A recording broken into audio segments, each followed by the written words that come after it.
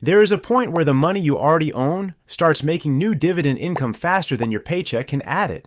And once you pass that point, the monthly contribution becomes a choice instead of a requirement. Here is where it sits. When your monthly dividend income reaches about 40% of what you are contributing every month, you have crossed it. 40%. If you put in $1,500 a month and the portfolio already pays you around $600, you are on the far side of the line right now.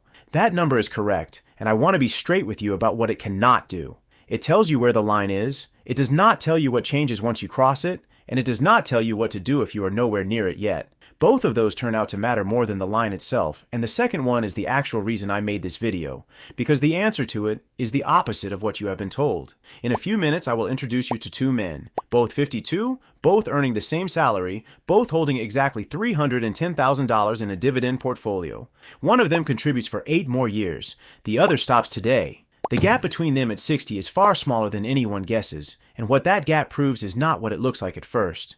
Before any of that, though, there is a problem with the way this idea normally gets taught, and if I skip it, you will run the wrong version of the math. Search the crossover point and you will find videos with hundreds of thousands of views. Aaron talks. Money has one sitting at over 750,000. Everyone I checked measures the same thing, which is total return. Their crossover is the moment your portfolio's price gains plus dividends exceed what you put in. That figure is real, and it also moves every single day because it depends on what the market did this morning. In a flat year, it gets fragile. In a bad year, it stops existing entirely. And the viewer who built a decision on it is left holding nothing. So we are going to measure something sturdier. We are asking, when the new dividend income your portfolio creates on its own, through reinvestment and through companies raising their payouts, overtakes the new dividend income your contributions buy. A price drop does not delete that. Your shares still pay, the payments still grow, and the line stays where it was. That is the version worth building a decision on. And it comes down to two forces working against each other. The first one I call the contribution engine, and it is you. Every month you send money in, the money buys shares, and the shares pay dividends. Put $18,000 into a portfolio yielding 3.25% over a year, and you have manufactured about $585 of brand new annual dividend income. Reliable, predictable, and powered entirely by your job. It stops the day you stop. The second is the Snowball Engine, and it runs on two things at once.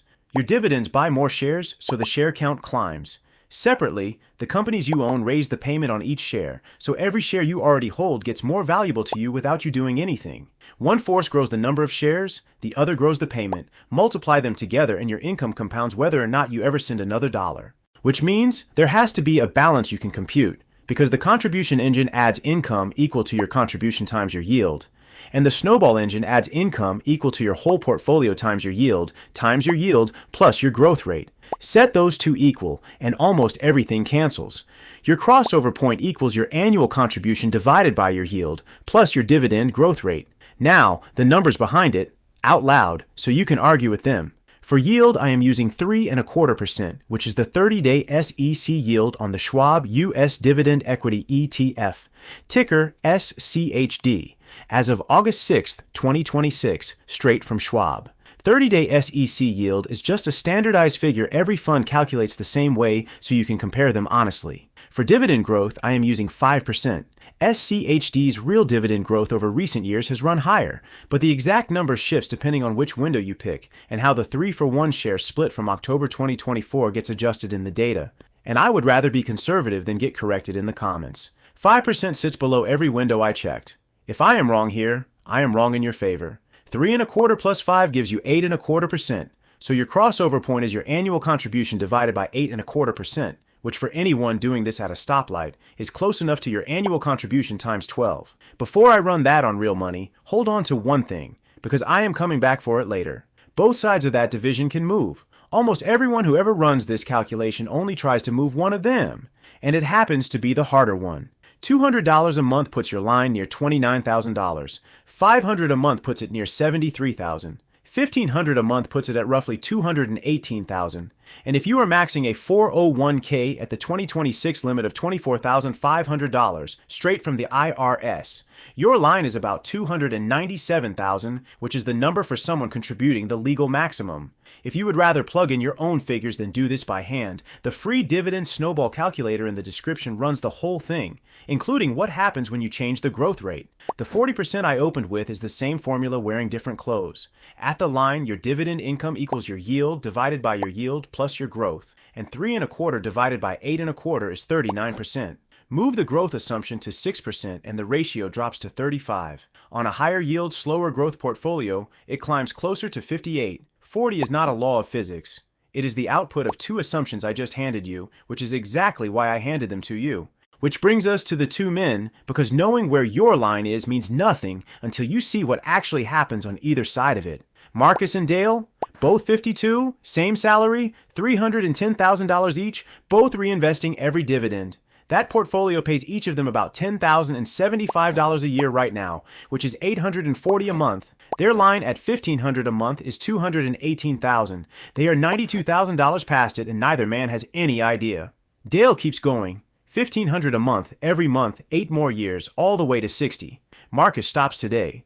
Nothing dramatic happened to him. He simply redirects that $1,500 into the rest of his life and lets the portfolio run. Before I give you the ending, guess at it.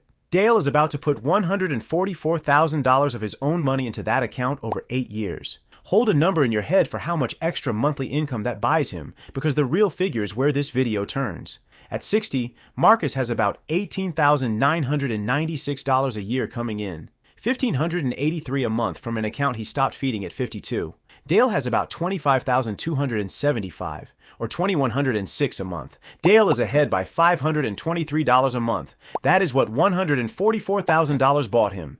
Meanwhile, Marcus, who added nothing, watched his income climb from $840 a month to $1,583. He nearly doubled it while contributing $0. I want to be careful, because a video like this can lie to you here.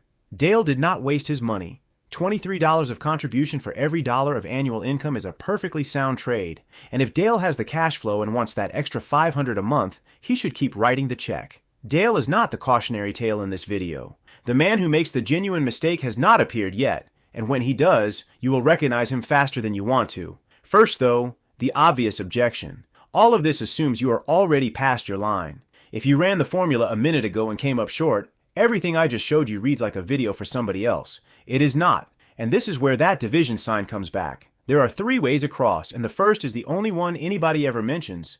Grow the portfolio up to the line. Keep contributing until the balance reaches your annual contribution times 12. It works, it is slow, and it is what every video in this niche means when it talks about reaching the crossover point. The second one is the one I told you to hold on to. You can lower the line down to the portfolio instead. Your crossover point is a ratio between 2 numbers you control, not a wealth target handed to you from outside. Cut your contribution from $1,500 a month to $750, and the line does not shrink a little. It halves from $218,000 to about $109,000.